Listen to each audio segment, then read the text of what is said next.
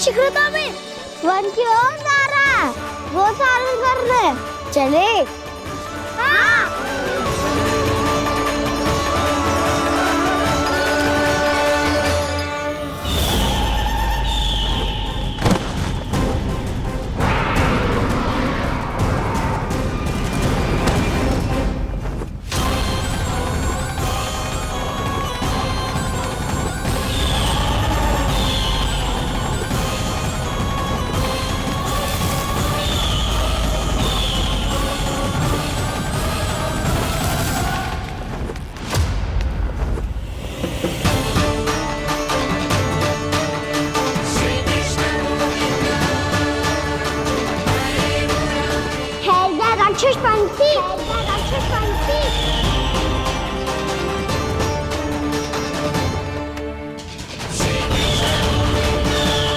गोपालक कृष्ण हूँ मैं, नंदराज का लल्ला, वृंदावन का राजकुमार।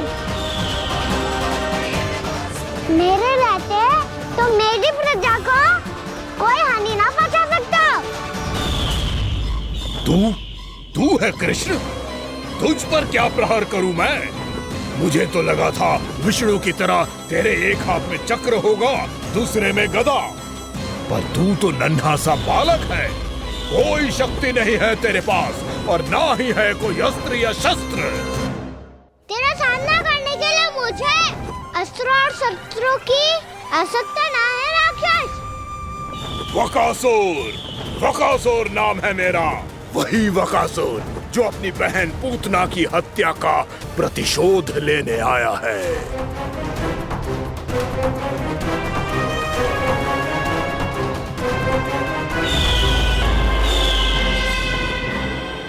जानता है, इंद्र, अग्नि, वायु, वरुण, यम या कोई भी अन्य देवता कोई मेरे समान शक्तिशाली नहीं है।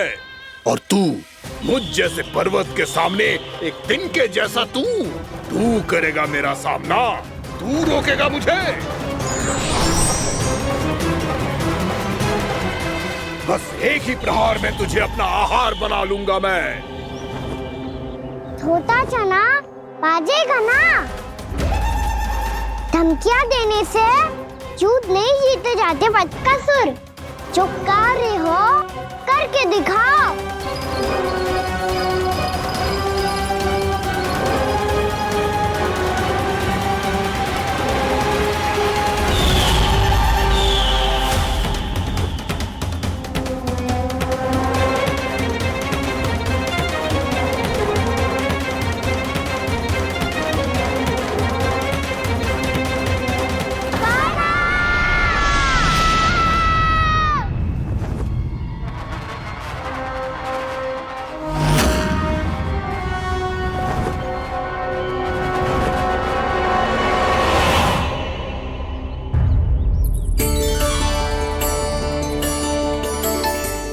लल्ला, देख तेरी मैया थक गई है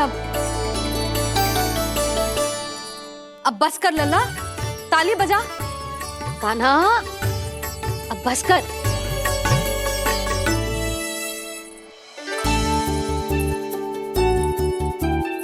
ताली बजा, ताली बजा, कोई संकेत तो दे। बता कहाँ है तू? पकड़ लिया।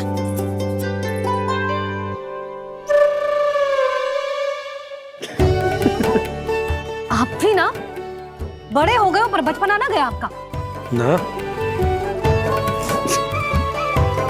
बच्चे कहाँ गया? जी रोकान।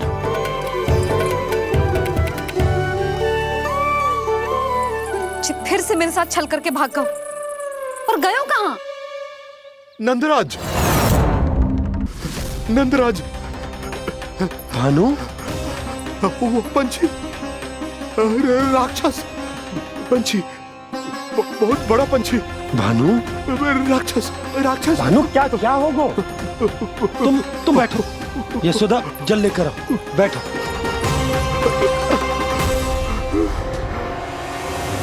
यदि आपको भूख लगी है तो मुझे खा लो, पर मेरे सखाओं को छोड़ दो पंछी जी।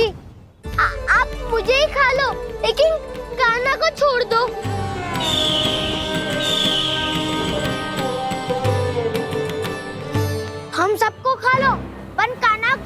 जीवन दान दे दो।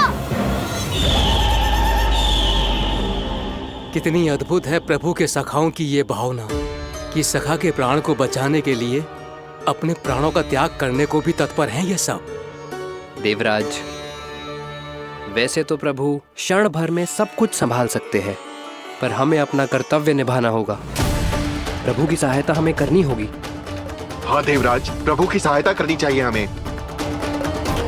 स्वयं नारायण की कृपा है हमारे मित्र पर, उसे छोड़ दो, अन्यथा देवता तुम्हें नहीं छोड़ेंगे। पर मैं देवता के आने की प्रतीक्षा नहीं करूंगा। मेरे भाई को इसी क्षण मुक्त कर दो असुर, या फिर मेरा सामना करने के लिए तैयार हो जाओ। आवश्यकता पड़ी तो तुम्हारा उदर फाड़ के भी अपने भाई की रक्षा करूंगा मैं। तो फिर आ बालक, तुझे भी तेरे भाई के पास पहुंचा देता हूँ मैं। प्रयास करके तो देखो दुष्ट, तुम्हारे चोंच के टुकड़े टुकड़े ना कर दिए तो मेरा नाम भी बलराम नहीं, तो मेरा नाम भी बलराम नहीं।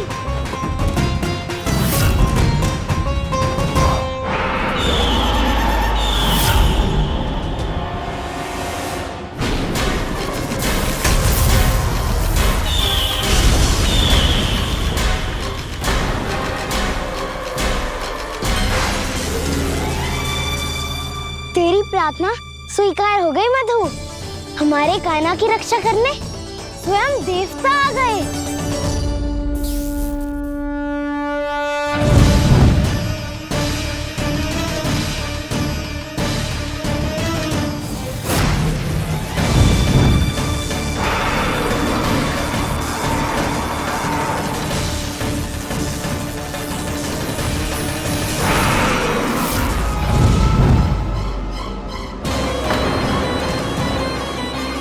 बस करो इंद्र, अपने वज्र का प्रयोग मत करो। तुम्हारे प्रहार से मुझे गुदगुदी हो रही है।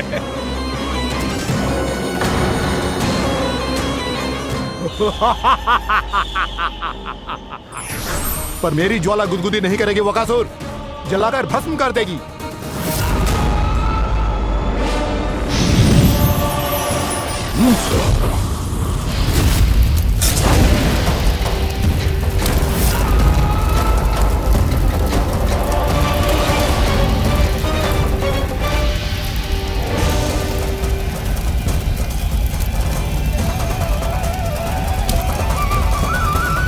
क्या बहुत बड़ो?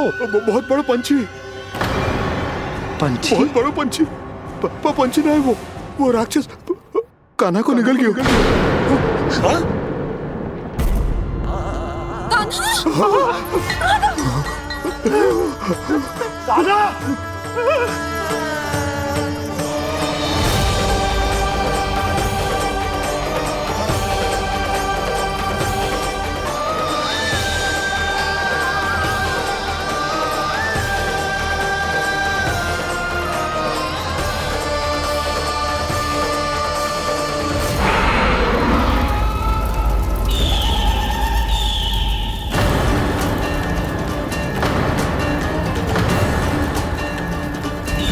मेरे उदर की जठराग्नि भी तुम्हारी ज्वाला से अधिक तीव्र है अग्निदेव।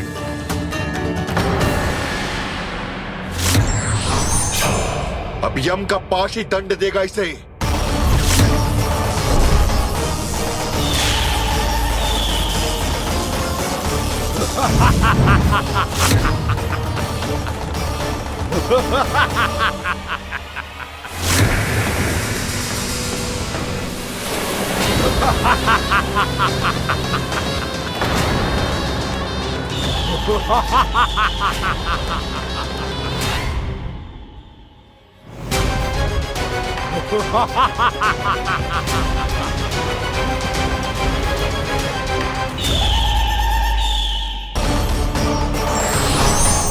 अब यम का पास ही दंड देगा इसे।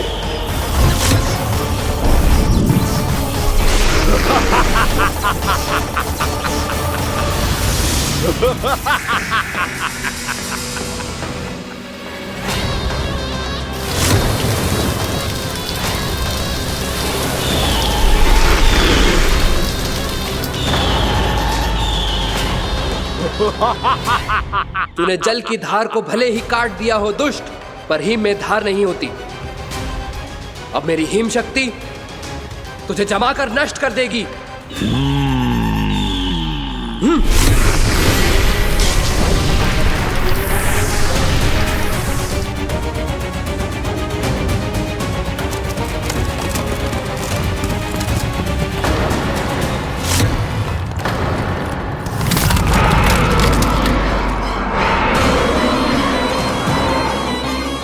चंद्र, वरुण, यम, अग्नि, इंद्र, तुम में से कोई भी इस योग्य नहीं है कि मुझे पराजित कर पाए और इस विष्णु अवतार की रक्षा कर पाए।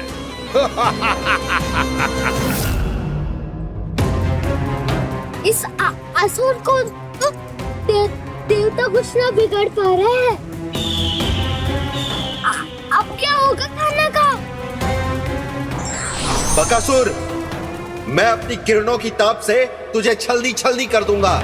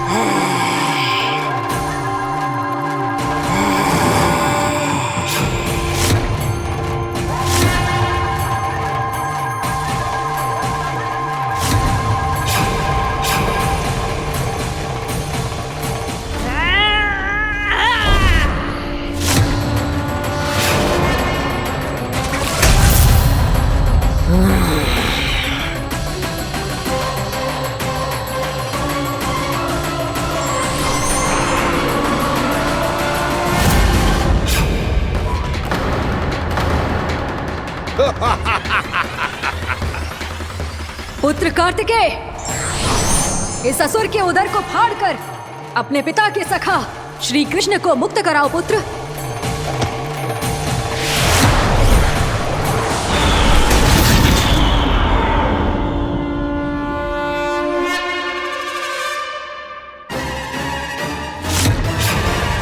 मैंने कहा था, तुम में से कोई भी मेरा बाल भी बांका नहीं कर पाएगा। तुम देवताओं का तो सामर्थ्य ही क्या, स्वयं देवों के देव महादेव भी मेरा कुछ नहीं बिगाड़ पाएंगे। कृष्ण को अपने उदर में ही पचा जाऊंगा मैं।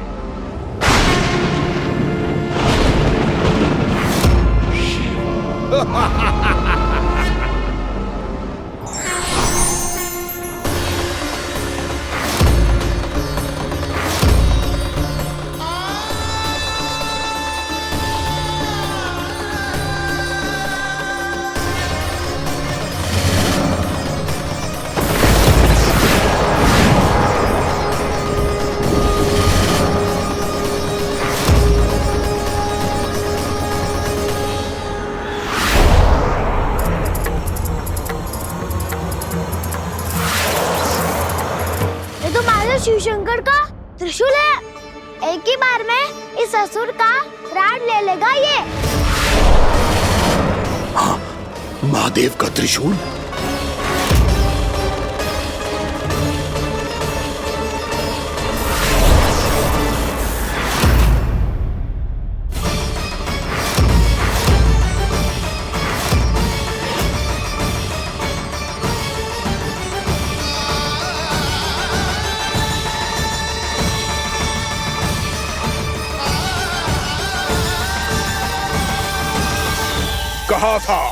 कहा था मैंने, स्वयं महादेव भी मेरा कुछ नहीं बिगाड़ सकते। अजय हूं मैं, अजय।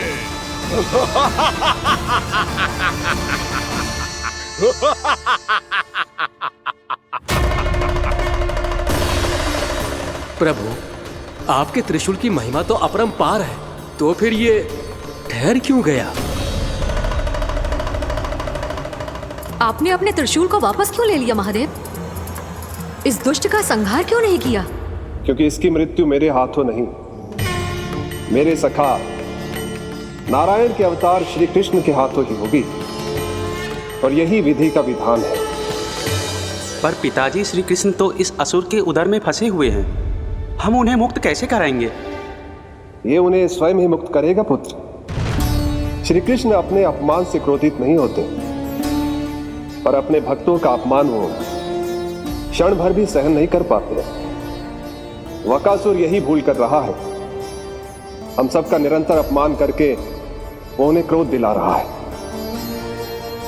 वो ये नहीं जानता कि शीघ्र ही उन्हें अपने उदर में रख पाना उसके लिए असंभव हो जाएगा।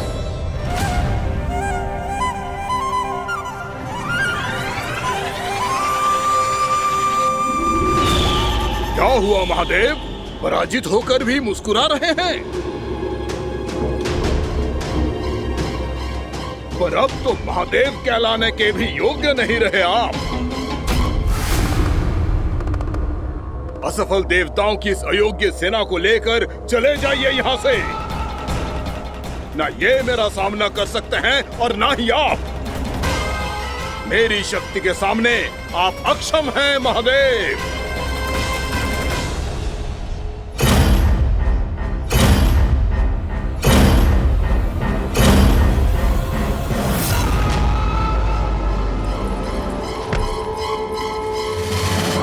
सुधा, जिस तुझने मेरे लल्ला को निगलो है ना, भीतर से जलेगो, छटपटाएगो, पीड़ा से कराएगो। जिस तुझने मेरे लल्ला को निगलो है ना, भीतर से जलेगो, छटपटाएगो, पीड़ा से कराएगो। ये क्या हो रहा है मुझे?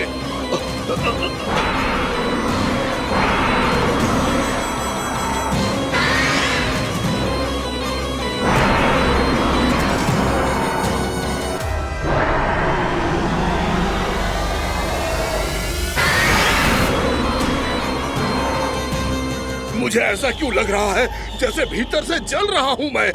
ये क्या हो रहा है मुझे?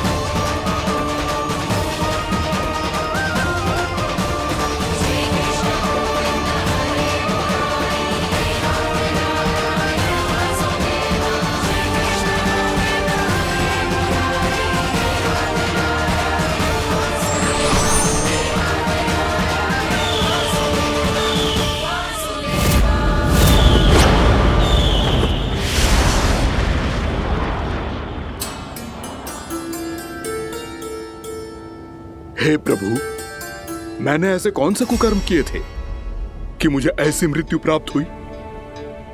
और ऐसे कौन से सुकर्म किए थे कि आपके हाथों से मुझे मोक्ष प्राप्त हुआ है प्रभु? में स्मरण करो, हे गिरीश की पुत्र वकासुर। स्मरण करो, कैसे अपने पिता की तरह अभिमान से भरे हुए थे तुम।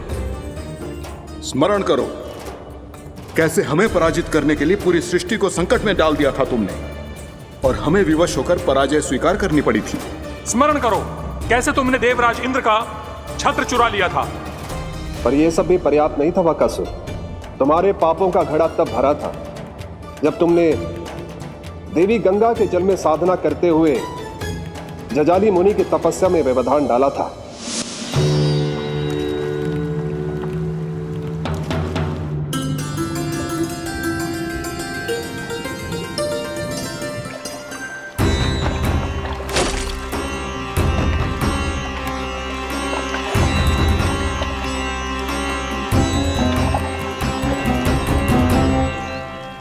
रुक क्यों गए चालक? नौका को आगे की ओर ले चलो। आगे बढ़ना उचित नहीं होगा महाराज। यहाँ से कुछ ही दूरी पर जालजली मुनि तपस्या कर रहे हैं। तो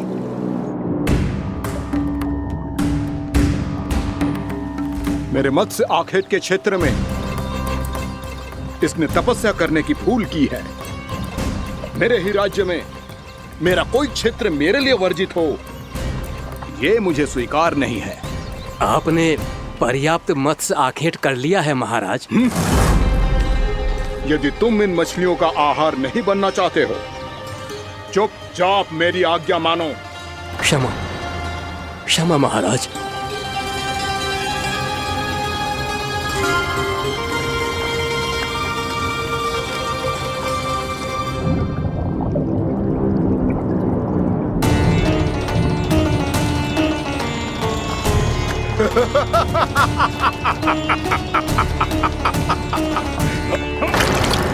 मुनिवर रक्षा कीजिए, रक्षा कीजिए मुनिवर, हमारे प्राण बचाइए मुनिवर, मुनिवर हमारे प्राण बचाइए।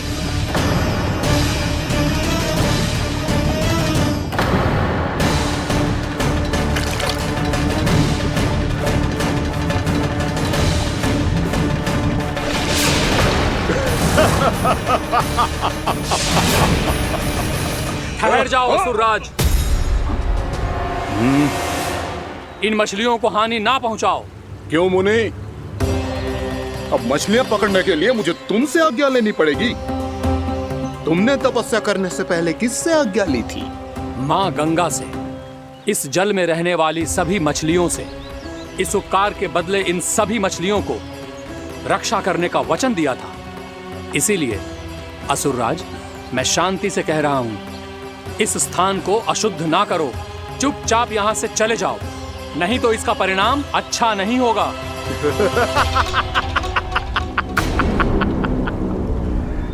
तुम जिन देवताओं की तपस्या कर रहे हो ना मुनि, उन्होंने भी मेरा कुछ नहीं बिगाड़ पाया था, और तुम मुझे धमकी देने का दुस्साहस कर रहे हो।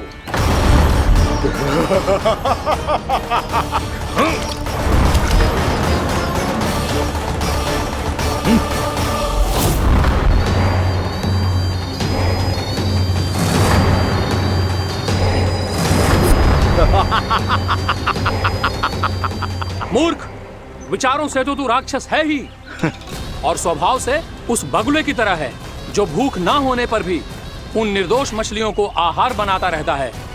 इसलिए अभी इसी क्षण से तू बगुला का जीवन जिएगा। ये मेरा श्राप है, ये मेरा श्राप है।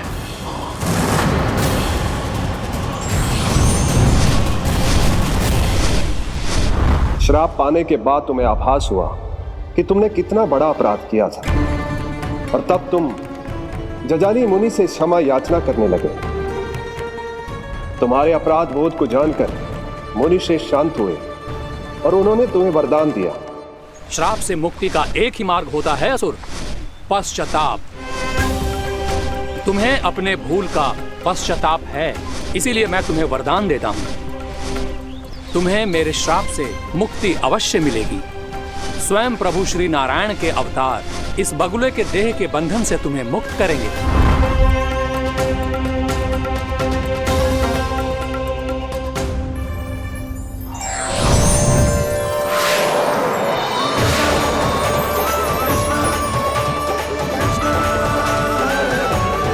प्रणाम स्वीकार करें प्रभु।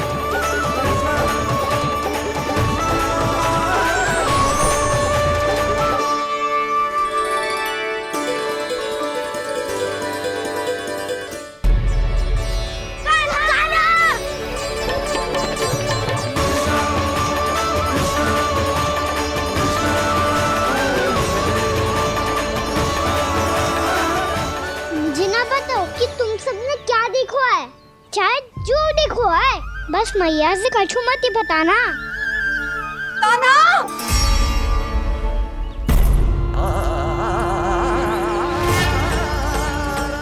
कान्हा! मेरा लल्ला!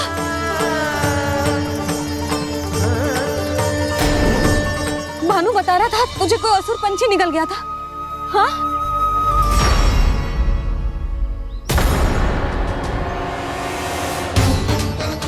हे नारायण, ये क्या है?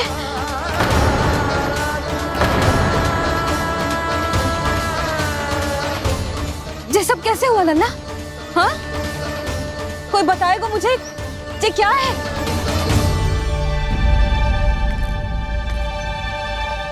श्रीधामा, मधुमंगल, चिची को सब कुछ बता दो। ये असुर पक्षी मुझे निकलने वाला था रानी भाभी, तभी अंतिम क्षण में कान्हा ने आके मुझे बचा लियो। और ये असुर पक्षी ने कही कि यह है वृंदावन का राजकुमार, नंदराज का लल्ला। इसके होते कोई भी वृंदावन वासियों को हानि ना पहुंचा सकते। रानी भाभी, कान्हा ने अपने प्राणों की चिंता ना करी और इस क्रूर राक्षस से भिड़ गयो और इस राक्षस पक्षी ने इसे निगल लियो। इतना पर्याप्त है भोला काका, सब कुछ बताने की आवश्यकता नहीं है। ये सब देख के सारी बालक मंडली इतनी व्याकुल हो गई कि सबने अपने प्राण अर्पित कर दिए और इस असुर पक्षी से कहे कि हमें खा लो और हमारे सखा को छोड़ दो। इन बालकों का पराक्रम देख के सभी देवतागण यहाँ आ गए और उनके हृदय भी पिघल गए और उन्होंने इस राक्षस पक्षी से युद्ध करके इसे मार गिराया। देवताओं के राजा इंद्र के वज्र का प्रहार तो मैंने अपनी आंखों से देखा है ताई जी। और फिर उसके बाद अग्निदेव ने अग्निवस्त्र का प्रहार किया। जय ना काकी, वरुण देव, कार्तिकेय, यमदेव सबने मिलके युद्ध किया इस राक्षस से। कहा था अभी मत बोलना। अरे सब मिलके फंसा दोगे मुझे। जय माँ भद्रकाली, हमारे शिव शंकर भी आए थे छोटी माँ। जाओ आप भी। बाबा साईता, मुझे लगता है कि ये कान्हा भी इन्हीं देवताओं में से एक है। संभव तो है चीची, स्मरण है पूतना और तृणावर्त के आक्रमण के समय भी ऐसा ही हुआ था। सभी राक्षस मारे गए थे पर अपने कान्हा को एक खरोच तक न आई थी। हाँ जीजी, मुझे लगता था कि श्री नारायण की विशेष कृपा है हमारे कान्हा पे, पर अब तो देख के लग रहा है कि हमारा कान्हा ही स्वयं श्री नारायण है। या फिर उनका अवतार है ये। अरे बस करो तुम सब, ऐसा कछु ना है। अरे जितनी बात सुनी है उससे तो यही लग रहा है कि कान्हा देवताओं और असुरों की युद्ध के बीच में फंस गया था। उसका इस सब से कोई लेना देना ना है। तो फिर इसके तन पे एक भी खरोच क्यों ना आया नंदराज? हाँ,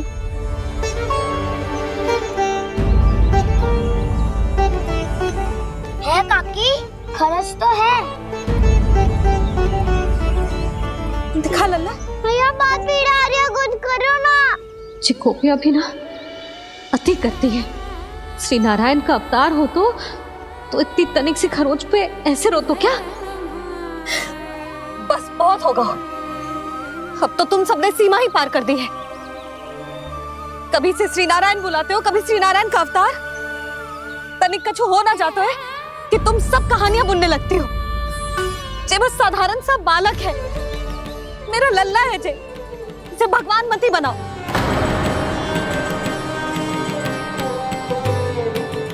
और तू, क्या आवश्यकता थी तुझे यहाँ आने की? हाँ? वो भी मुझे बिना बताए मेरे से छल करके आयो है तू। अब तू घर चल, ऐसा दंड दूंगी ना कि मैया बहुत पीड़ा हो रही है। मैया बहुत पीड़ा हो रही है मैया। हाँ नन्ना, तू घर चल, मैं तुझे औषधि लगा दूंगी। हल्दी का लेप लगाऊंगी ना, झट से ठीक हो जाएगा। चल चल।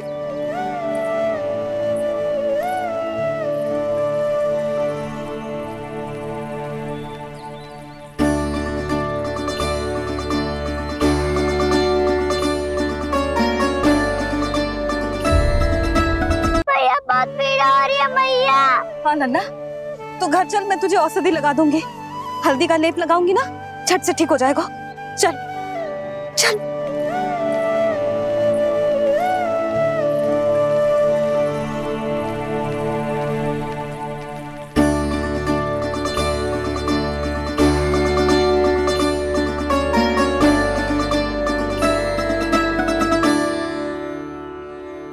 बस लल्ला बस, रो मत। चल चल चल, आजा। अभी औषधि लगाऊंगी ना, तेरी सारी पीड़ा लुप्त हो जाएगी। आजा आजा, बैठ जा लल्ला। अभी आई मैं। हाँ,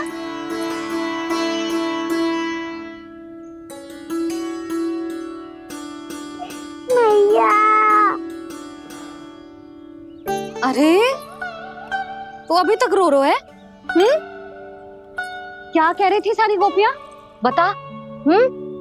के मेरा लल्ला श्री नारायण का अवतार है, दिव्य है, भगवान है।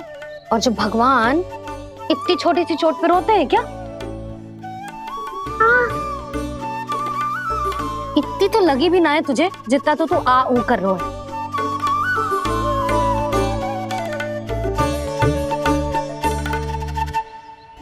आओ ना, करूंगो। आप ऐसा दुलार थोड़ी करोगी। ओहो, वृंदावन का गौपालक जो इतनी छोटी सी चोट पे रोता है ना? गोप बालकों का मुखिया इतनी छोटी सी चोट पे रोता है? मेरा लल्ला तो सबसे शक्तिशाली है। इतनी छोटी सी चोट तो क्या, बड़े बड़े राक्षसों से भी ना घबराता है। हाँ, एक बार में सबको समाप्त कर देता है कि ना? हाँ मैया, यदि कोई राक्षस वृंदावन की ओर तेरी दृष्टि करके आएगा तो सबसे पहले कान्हा को सुरक्षा में खड़ा पाएगा, फिर चाहे जो बाल बन के आए या बगुला बन के।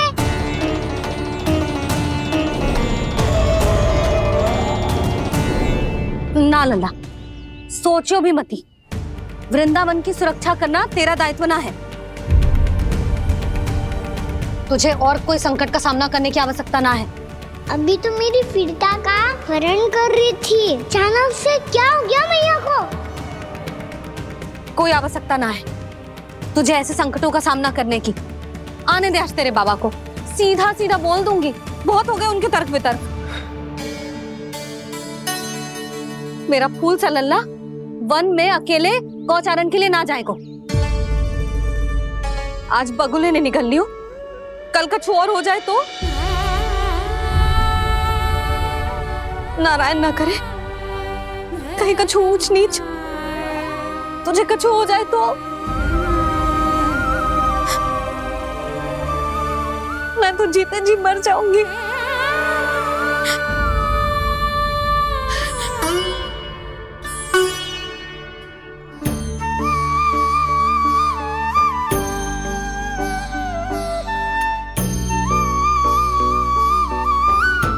वीर लल्ला की वीर मैया इतनी से बात तो रोती है क्या?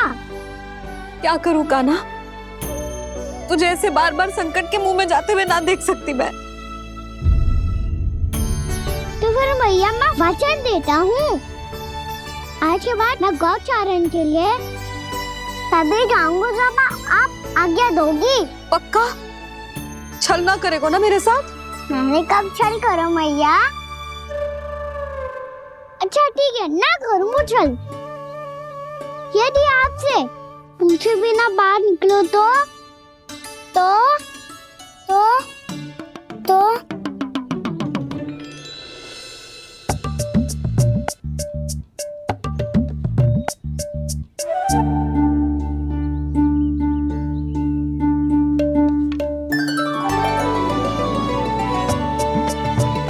ये रही आपकी छड़ी और ये रही मेरी पीठ।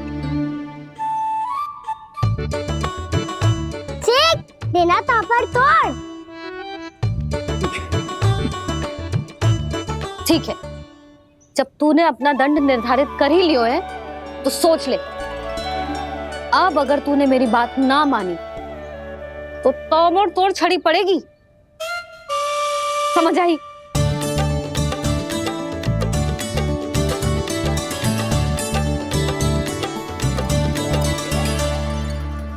अच्छा ही है कि कान्हा कुछ दिन घर ही रहे। आज वन में जो हुआ है अवश्य कंस ने ही करवाए हुए वो सब।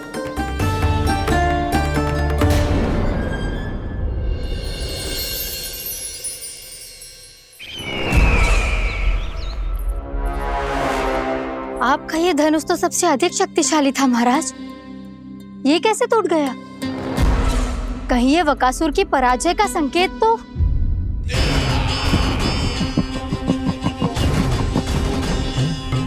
प्राप्ति, लगता है तुम्हें शुभ समाचार मिला नहीं। उस बकासुर ने उस विष्णु अवतार को जीवित ही निगल लिया है। अरे अब तक तो उस नन्हे से बालक को पचा भी चुका होगा वो।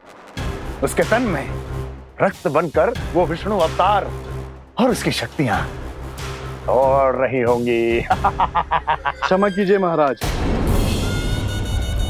क्षमा कीजिए, इस अशुभ से मुख से शुभ समाचार आने दो। माथे के बल को ढीला करो, चेहरे पर मुस्कान लाओ और कहो, महाराज, वृंदावन में मातम फैल चुका है। मैं ऐसा ही करता महाराज, यदि सूचना सत्य होती तो।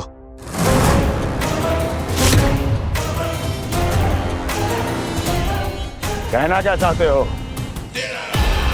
एक क्षण में सूचना उगलो, अन्यथा मेरा योद्धा बकासुर विष्णु अवतार की तरह तुम्हें भी जीवित निकल जाएगा। आने दो। बकासुर मारा गया महाराज, बकासुर मारा गया महाराज, बकासुर मारा गया। बकासुर मर चुका है? असंभव। असंभव। बकासुर ने उस बालक को निगल तो लिया था, पर उसकी सुरक्षा करने के लिए सभी देवता वहां प्रकट हो गए, पर फिर भी कोई बकासुर का सामना नहीं कर पाया। और फिर क्या हुआ? वो बालक स्वयं ही बकासुर के उदर से बाहर आ गया और उसकी चोंच तोड़कर उसकी हत्या कर दी।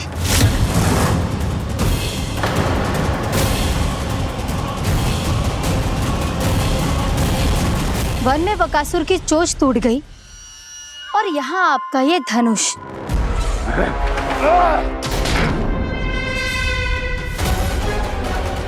केवल नहीं टूटा तो आपका ये भ्रम महाराज। क्षमा कीजिएगा महाराज, आपका भ्रम टूटना आवश्यक है। आवश्यक है आपको यह आभास होना कि उस विष्णु अवतार को पराजित करने के लिए आपके साधारण योद्धाओं में वो सामर्थ्य नहीं है। अच्छा सर, पूतना, तृणावर्त, बकासुर,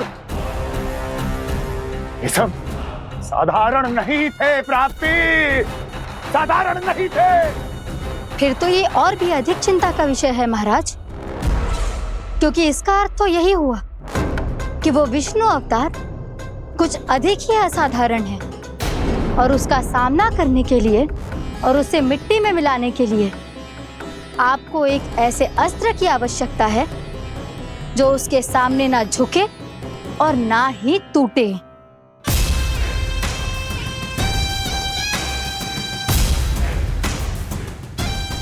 तो फिर मैं ऐसा ही अस्त्र ढूंढूंगा, चाहे आकाश पाताल एक क्यों ना करना पड़े मुझे, 10 दिशाएं 14 भुवन क्यों ना नापने पड़े मुझे।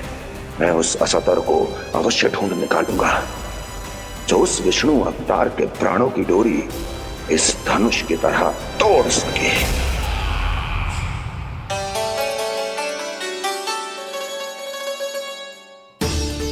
थैंक्स पापा, मैंने मैया को वचन दिया है कि जब तक नहीं चाहेंगी मैं वन नहीं जाऊंगा, इसलिए आप मुझे मारने के लिए कोई शक्तिशाली असुर ढूंढने में व्यस्त रहो। कुछ दिन तब तक मैं व्यस्त रहूंगा अपनी मैया की सेवा करने में।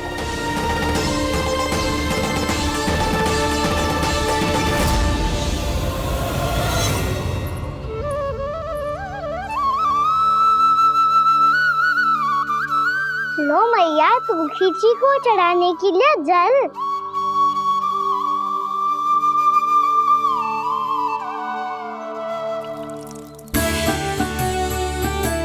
लो मैया और आटा।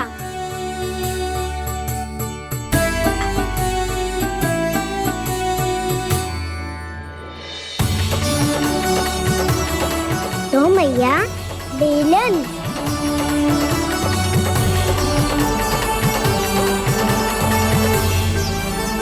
ले तनिक खा ले।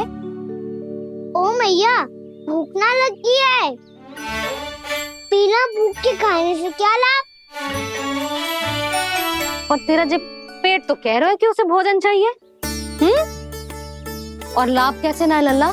भोजन का लाभ है ना, तन को पोषण मिलेगो, स्वास्थ्य बनेगो, जे तेरी भुजाओं में शक्ति आ जाएगी ताऊ के जैसी, ताऊ से भी अधिक।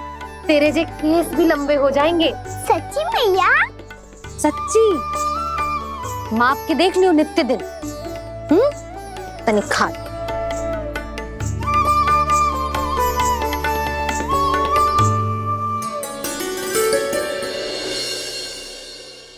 मान के मैया का कहना, छक के भोजन खाते हैं, नित्य मापते भुजा केश, पर ज्यों का त्यों ही पाते हैं।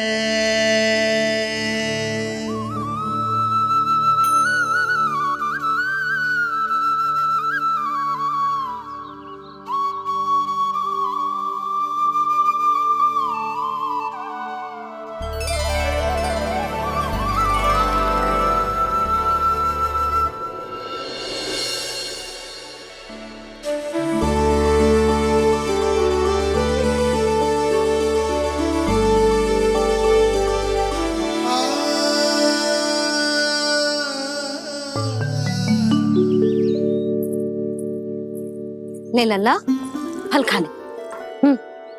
ना, मुझे ना खाने फल वल। क्यों? लंबे केस और शक्तिशाली भुजाएं ना चाहिए? व्यर्थ है ये सब।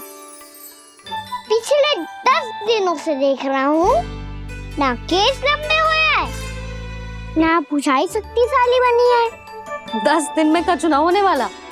10 सप्ताह ऐसे खाएगो ना, तब जाके कछु बदलाव दिखेगो। समझ आई? चल अब खा ले। वैसे भी मुझे बहुत सारी तैयारियां करनी है आज। इसीलिए भैया एकादशी के व्रत के लिए लल्ला। सुनो जी, सारी सामग्री आ गई?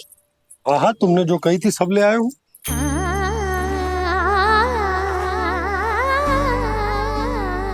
इसमें नारियल तो है ही ना, उसके बिना मैं एकादशी की पूजा कैसे करूंगी?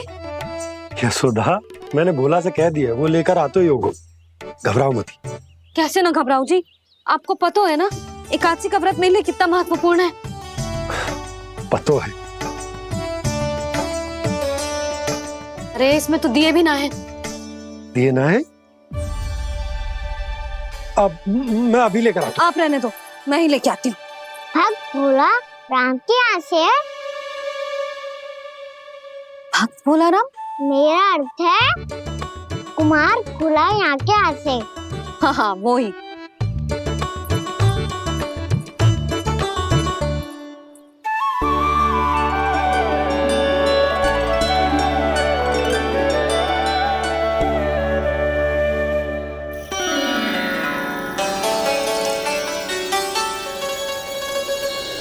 श्री हरि, श्री हरि, मेरे श्री हरि।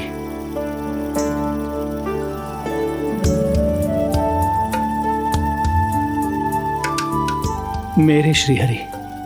भोला राम, मेरी मटकी तैयार है? मेरे श्री हरि। मेरे श्री हरि।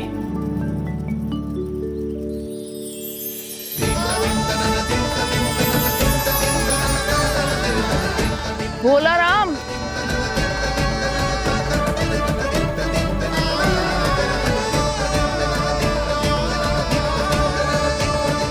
भोला काका, ओ भोला काका,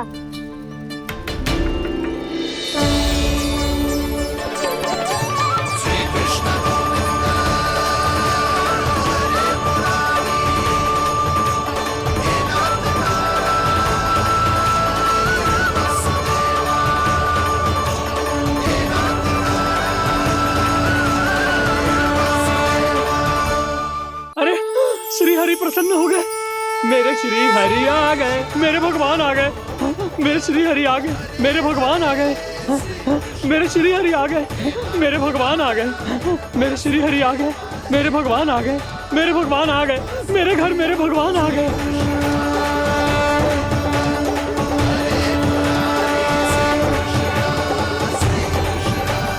मेरे घर आ गए, मेरे श्री हरि आ गए। हाँ, मेरे श्री हरि आ गए।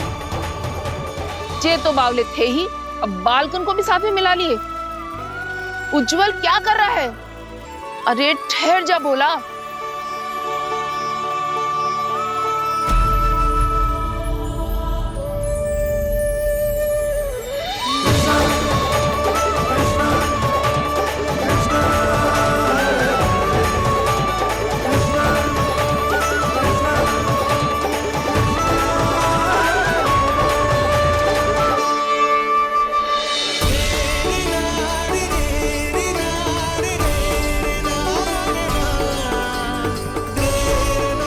प्रेम से बुलाओ, आएंगे हरि भी।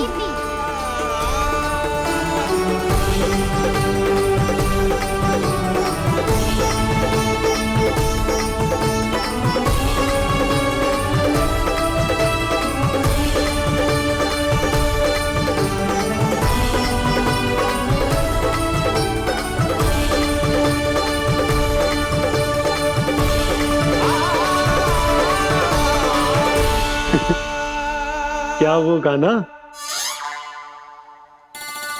किसकी धुन में झूम रहा है तू?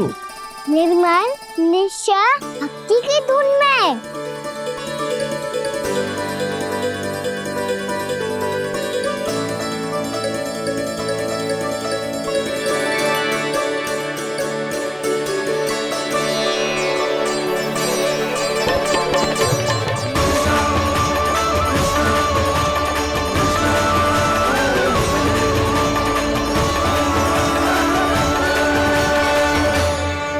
अरे क्या हो गया इन्हें? बावले हो गए हैं क्या? ठहरो, कोई आवश्यकता ना है ऐसे बावलों की तरह नाचने की।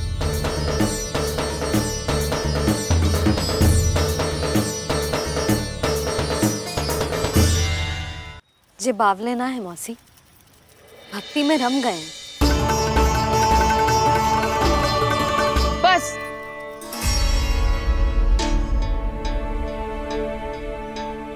हम सब कब से खड़े हैं यहाँ, पर तुम्हें कुछ ध्यान ही रहा है।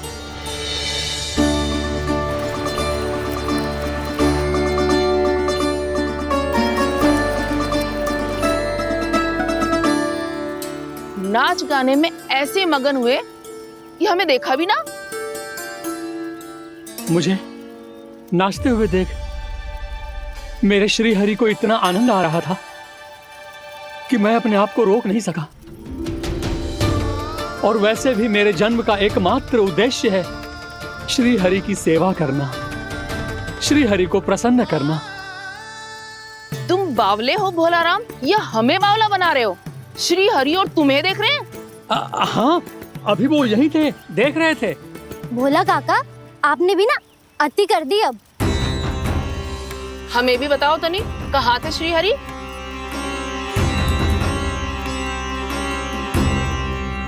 ना जाने अपना उपहास करवाने में क्या आनंद आता है इन्हें। देखो, अब तुम सच मानो या झूठ, लेकिन हमरे श्री हरि यहीं थे, इसी चाक पर अभी। हाँ, लो सुन लो इस मूर्ख की बात। श्री हरि को और कोई स्थान ना मिलो जो इसके मिट्टी के चाक पे आकर बैठेंगे। श्री हरि को और कोई स्थान ना मिलो जो इसके मिट्टी के चाक पे आकर बैठेंगे। श्री हरि को और कोई स्थान ना मिलो जो इसके मिट्टी के चाक पे आकर बैठेंगे। जैसी मैया भैंसो ही लल्ला, दोनों का कुछ पता ही ना चलतो, कब किस बात पर प्रसन्न हो जाए और किस बात पर रुष्ट। अरे मैं भला असत्य क्यों बोलूंगा? अभी यही थे श्री हरि। हाँ,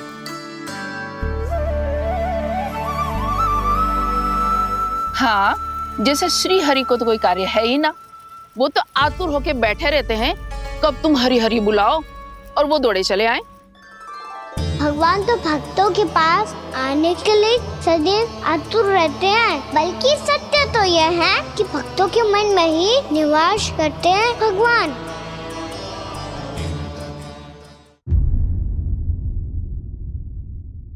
अरे मैं भला असत्य क्यों बोलूंगा? अभी अभी यही थे श्री हरि। हाँ,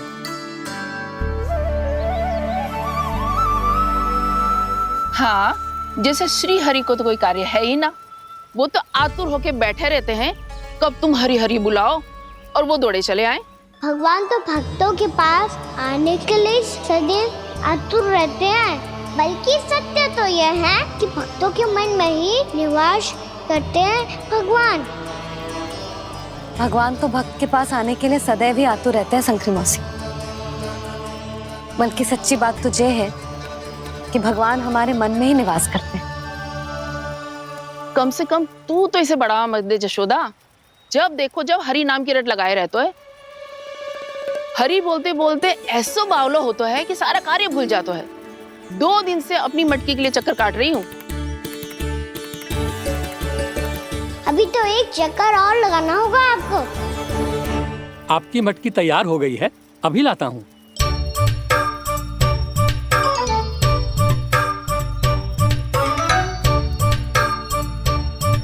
लो जी मटकी।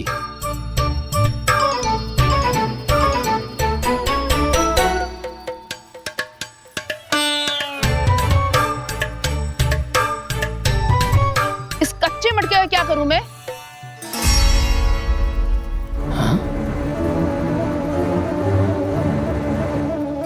पर इसे तो मैंने भट्टी में पकाया था।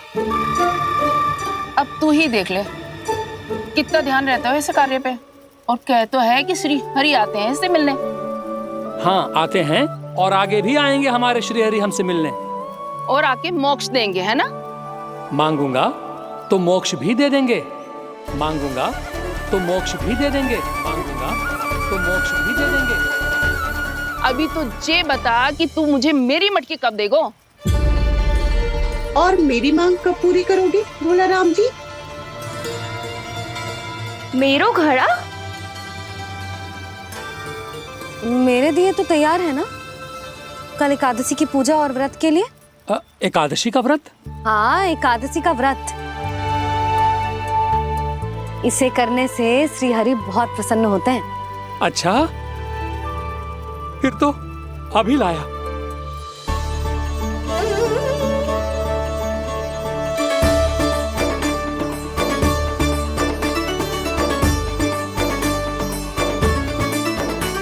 लो जी आपके दिए।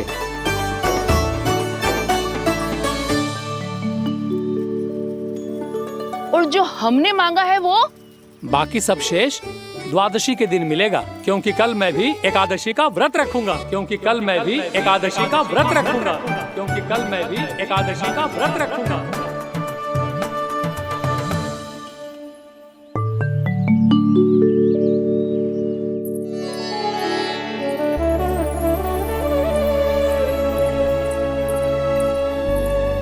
जानकी, फूलों का प्रबंध हुआ कि ना?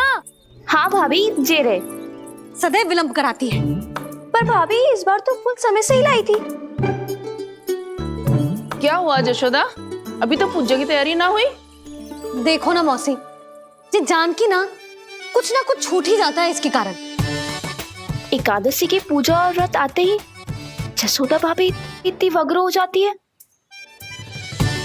ऐसो क्या हो गो इस पूजा में?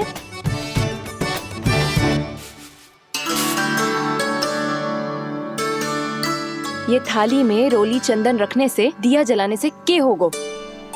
आपको पता भी है एकादशी का व्रत क्यों रखते हैं? क्या महत्व है इसका? लो, जे तो मैं जसोमती रानी से पूछना भूल ही गया। पर हाँ भगवान, मेरे लिए इतना ही पर्याप्त है कि इस व्रत को रखने से मेरे श्री हरि हमसे प्रसन्न हो जाएंगे।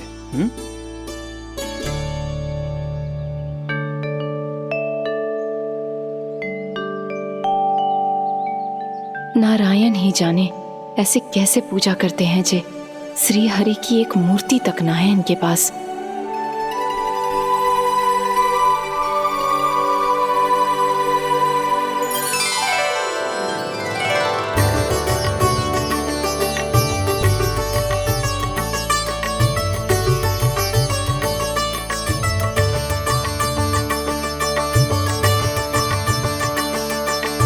प्रभु, न तो मेरे पास मूर्ति है और ना तो इस व्रत के विधि विधान के बारे में मुझे जानकारी है और ना ही मुझे इसके महत्व के बारे में जानकारी है, पर फिर भी मैं करना चाहता हूं।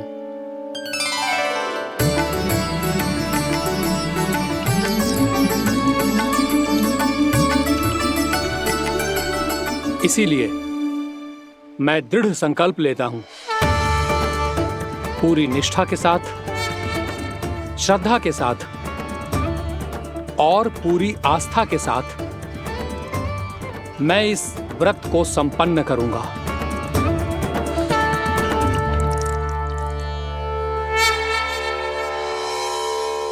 हम संकल्प लेते हैं कि एकादशी के व्रत को पूरी निष्ठा के साथ संपन्न करेंगे।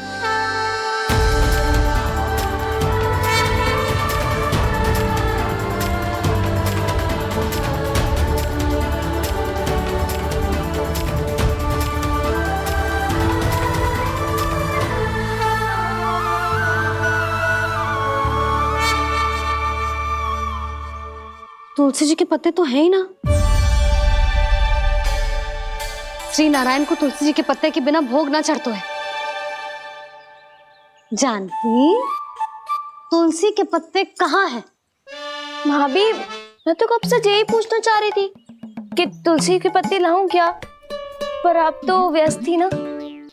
तुझे कितनी बार समझाओ है ना, यदि तेरे कछु करने से किसी और की कोई हानि ना हो रही हो या किसी के अच्छे कार्य में सहायता हो रही हो तो मुझसे आज्ञा लेने की आवश्यकता ना है।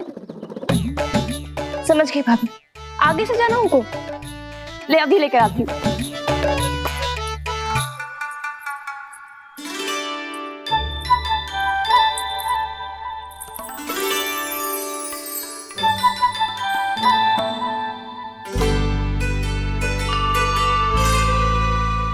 ताऊ, आपने पहले ये व्रत करो है?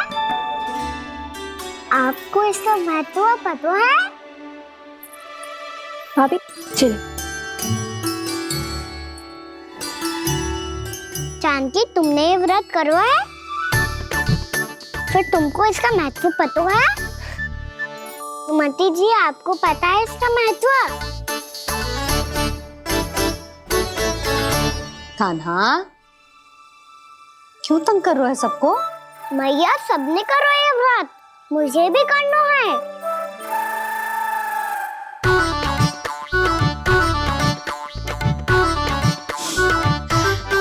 ये व्रत केवल बड़ों के लिए होती है लल्ला। जब आप ये व्रत कर सकती हो, बाबा कर सकते हैं, ये सारी गोपियां कर सकते हैं, वो भी कर सकते हैं, तो मैं क्यों ना कर सकता? क्योंकि तू कल तक भूखा ना रह पाएगा लल्ला। जब भक्त रह सकते हैं, फिर मैं क्यों नहीं रह सकता? मेरा अर्थ है कि नारायण के भक्त मैया, मैया मान जाओ ना, मुझे करने दो ना ये व्रत। अपनी लल्ला पे आप विश्वास ना है आपको? विश्वास है। अच्छा ठीक है, तू भी कर ले।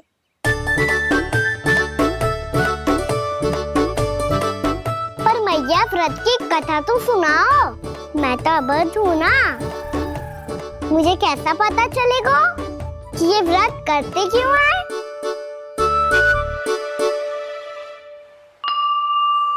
प्रभु, मुझ अबोध को कैसे पता चलेगा कि इस व्रत का क्या विधि विधान होता है और क्यों रखा जाता है और इसका महत्व क्या होता है? मुझे तो आप ही बता सकते हैं प्रभु। जब व्रत कर रहे हैं तब उसका महत्व भी पता होना चाहिए ना। बताओ ना मैया, क्यों रखते एकादशी का व्रत? इसके लिए तो तुझे एकादशी की कथा सुननी होगी। सुनेगो ना?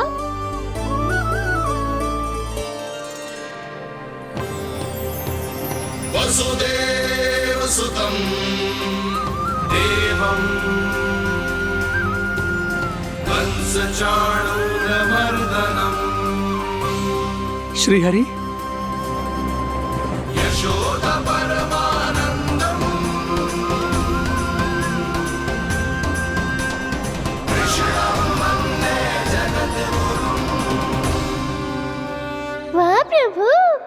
अपने भक्तों को एकादशी व्रत का महत्व समझाने का अच्छा उपाय खोज निकाला है आपने।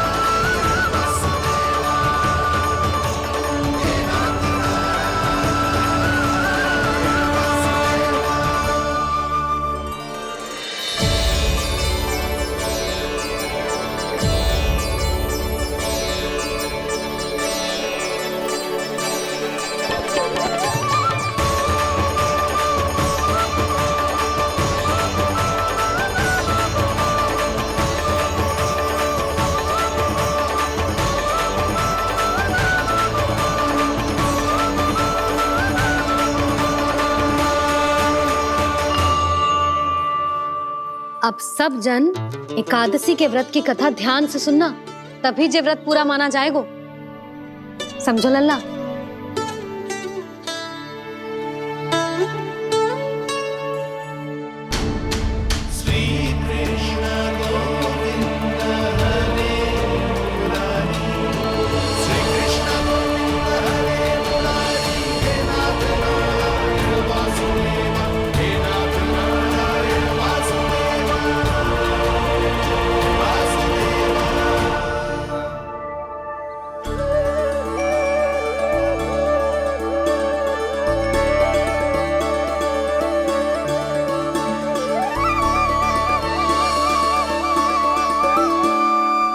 सतयुग में चंद्रावती नाम के नगर में मूरा नाम का एक असुर राज्य करता था। ओम ब्रह्मदेवाय नमः। ओम ब्रह्मदेवाय नमः। ओम ब्रह्मदेवाय नमः। ओम ब्रह्मदेवाय नमः।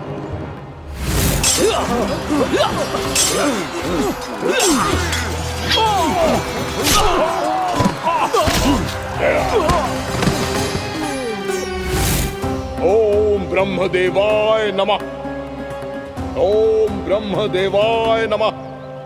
जब उसने देवताओं के हाथों असुरों की पराजय देखी, तब वो वरदान पाने के उद्देश्य से ब्रह्मा जी की तपस्या करने चला गया।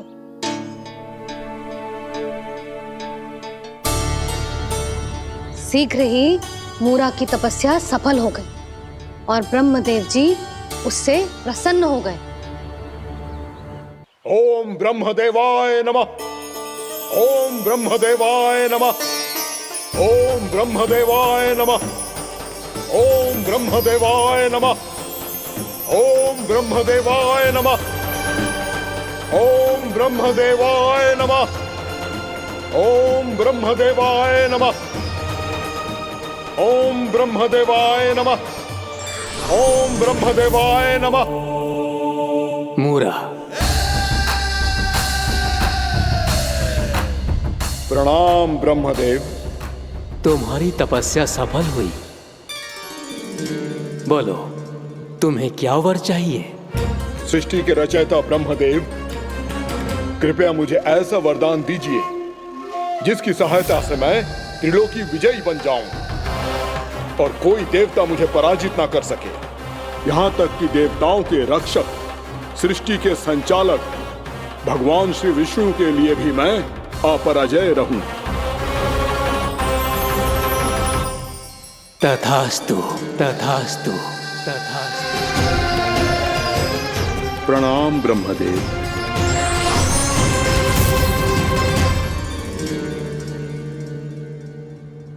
ऐसा वरदान पाकर मूरा बहुत अभिमानी होगा।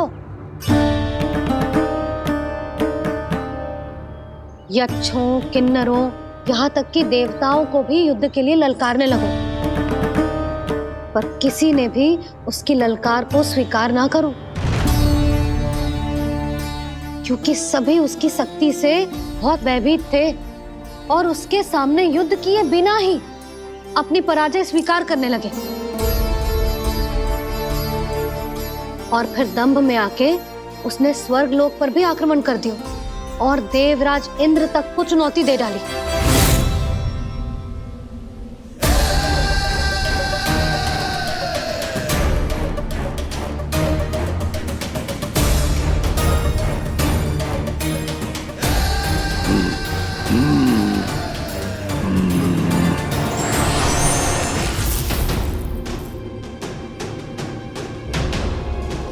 मैं प्रतीक्षा कर रहा हूं देवराज, क्या उत्तर है तुम्हारा?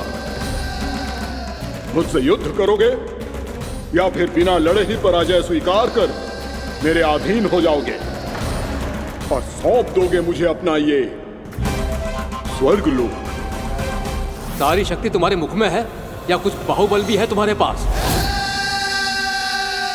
मैं तुम्हारी चुनौती स्वीकार करता हूं मूरा, मैं तुम्हारी चुनौती स्वीकार करता हूं मूरा।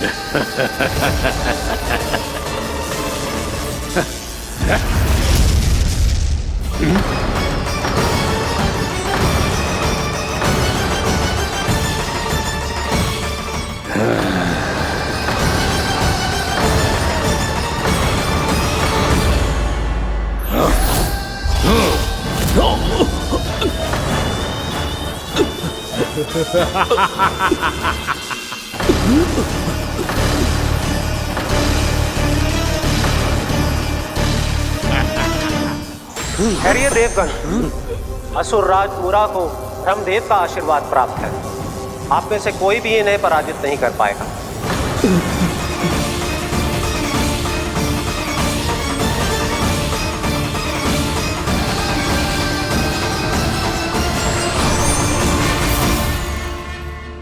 एक अवसर और देता हूं देवराज, युद्ध या अधीनता, क्या उत्तर है तुम्हारा देवराज?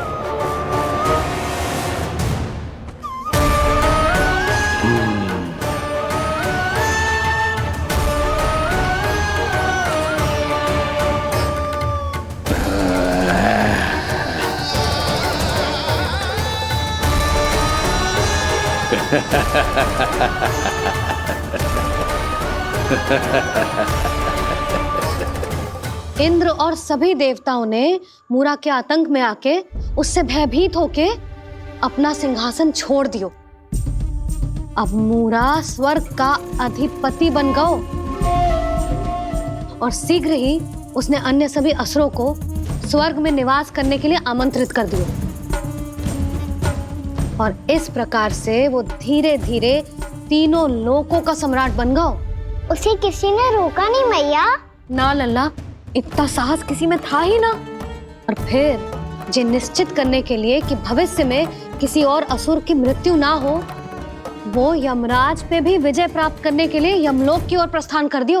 वो तो अपने आप को और सभी असुरों को अमर बनाना चाहता था।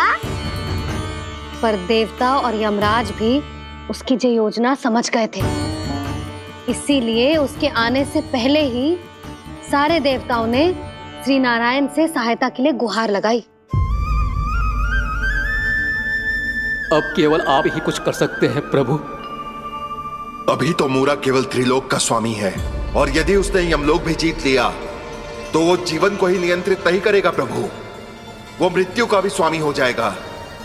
ऐसे में पहले सृष्टि का संतुलन तो नष्ट होगा प्रभु, और फिर स्वयं सृष्टि ही नष्ट हो जाएगी। ऐसा नहीं होगा यमदेव, नियति ऐसा होने ही नहीं देगी। विधि रचेगी खेल और मैं बनूंगा माध्यम। असुर राज मूरा का सामना मैं करूंगा। बस आप मुझे चुनौती देने के लिए उसे तैयार कर लीजिए, चाहे उसके लिए आपको साम दाम दंड भेद कोई भी उपाय क्यों ना अपनाना पड़े।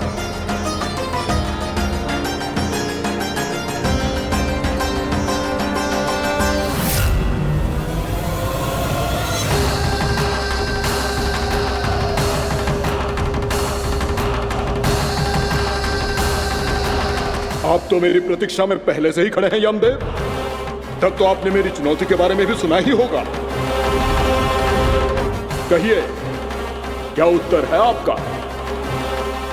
मेरा स्वागत करके अपना राज्य त्यागेंगे या मेरा सामना करके अपने प्राण? असुर राज मुरा का सामना मैं करूंगा। बस आप मुझे चुनौती देने के लिए उसे तैयार कर लीजिए, चाहे उसके लिए आपको साम दाम दंड भेद कोई भी उपाय क्यों ना अपनाना पड़े।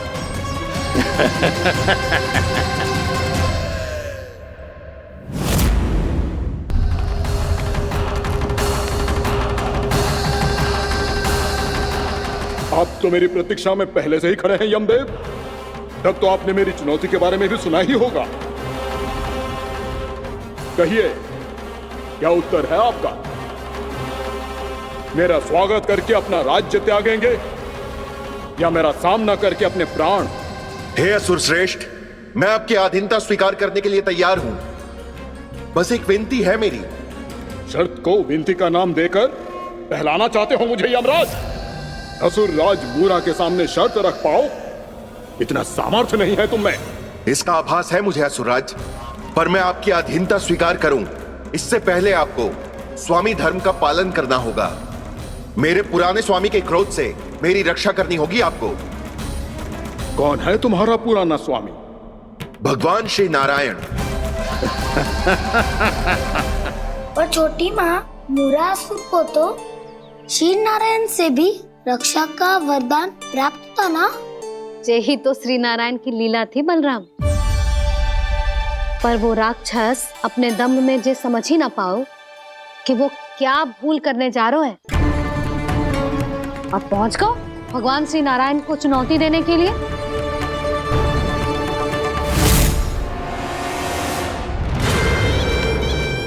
वहीं ठहर जाओ असुर राज मुरा।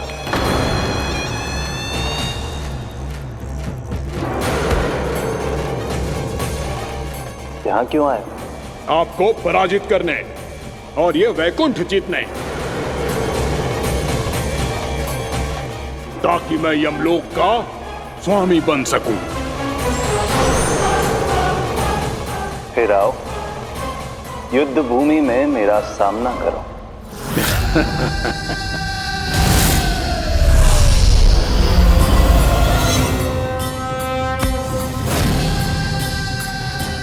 ये नहीं जानते कि इनसे ना हारने का वरदान तो मैं पहले ही प्राप्त कर चुका हूं। इसलिए युद्ध ठीक से आरंभ हो पाए उससे पहले ही इन्हें जीत लूंगा मैं।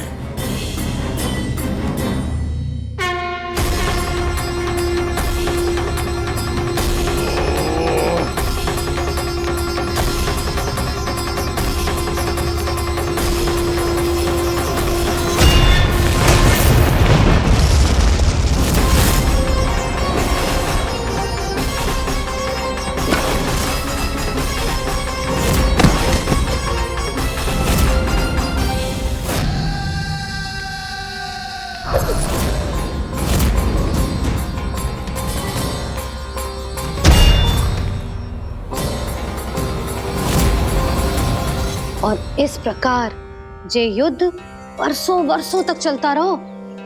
दोनों योद्धा पूरे ब्रह्मांड में अनेक अस्त्रों शस्त्रों के साथ युद्ध करते रहे।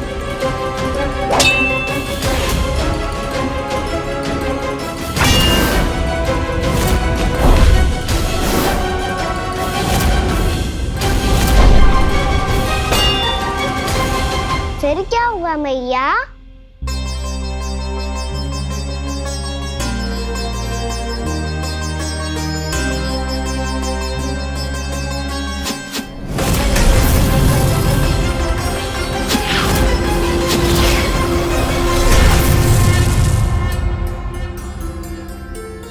उस युद्ध को कभी समाप्त हुआ हो, पर कैसे? शीघ्र ही वो राक्षस थक गो लल्ला।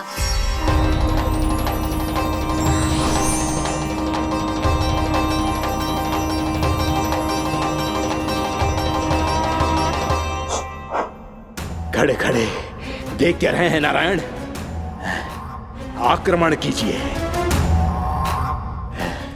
वध कर दीजिए मेरा।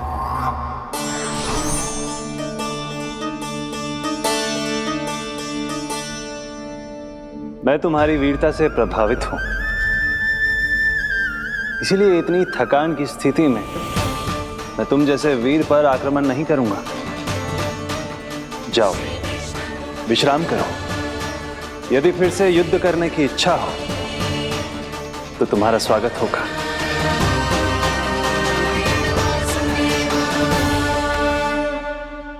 जे कह के श्री नारायण बद्रिका आश्रम चले गए और वहां हिमवत नाम की एक कंदरा में ध्यान लगा के बैठ गए। उधर वो राक्षस विश्राम करने लगो। अनेकों दिन बीत गए और अब वो राक्षस मूरा फिर से स्वस्थ होके बलवान हो गया था। उसने अपनी सारी शक्ति फिर से प्राप्त कर ली थी। श्री नारायण ने उस पर दया करी थी, पर वो फिर से श्री नारायण को छलने को तैयार होगा।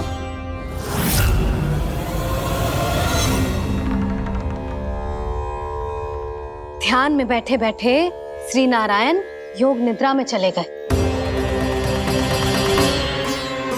पर दुष्ट मूरा इसी अवसर का लाभ उठा के उनकी कंदरा में घुस आयो ताकि वो सोते हुए श्री नारायण पे आक्रमण कर सके।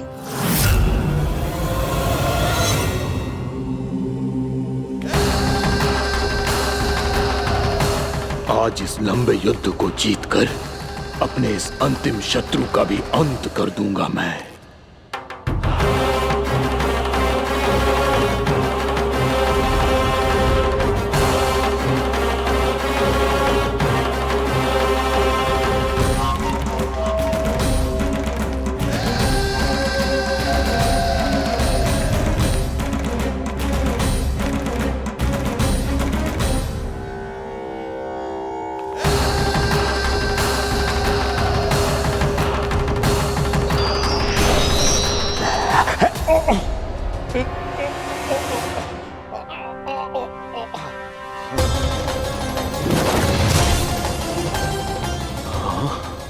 दुष्ट राक्षस, प्रभु ने तुझ पर दया की, तुझे संभलने का अवसर दिया। तू इन्हीं पर ही छल से वार करने चला है।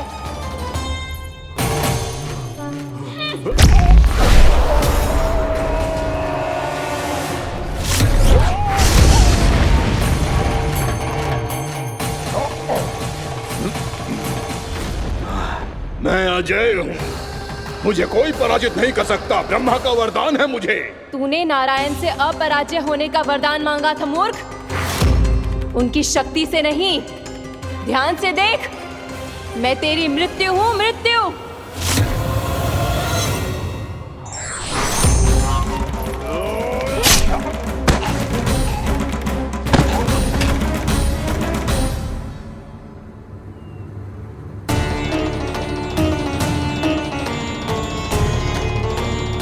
वो देवी कौन थी छोटी माँ? और कौन बलराम, वही तो थी देवी एकादशी।